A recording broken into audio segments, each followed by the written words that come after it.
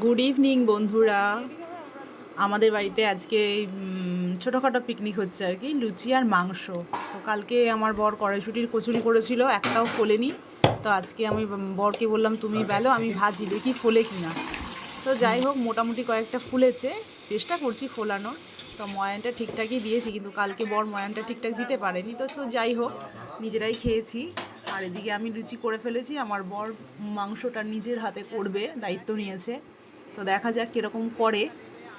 তো এদিকে পেঁয়াজ ভাজাও হয়ে গেছে, মশলা বেটে দিয়ে দিচ্ছে কড়াইতে, তারপরে চিকেন করা হবে। এই আমার দেওর এসেছে, মামাতো দেওর। তো মাংস ধুয়েই রেখেছিল, সবাই মিলে একসাথে করছি, নাহলে বলো না অফিস থেকে এসে এত কিছু হয় না কি একসঙ্গে। তো আমার বর মাংসটা দিয়ে করতে করুক। হ্যাঁ, যেটা বলছিলাম, আমার দিদিরা ওই দিকে গেছে বেড়াতে, দিদি মা দিদির মেয়ে সব বেড়াতে গেছে। দিয়ে নিজেরা ভালো মন্দ খাচ্ছে, অসুবিধে নেই। আমরা এখানে ভালো মন্দ করছি বলে ওদের খুব অসুবিধা হচ্ছে। কি বলবে বলো? এই হচ্ছে ভাই বউ আর ননদের সম্পর্ক।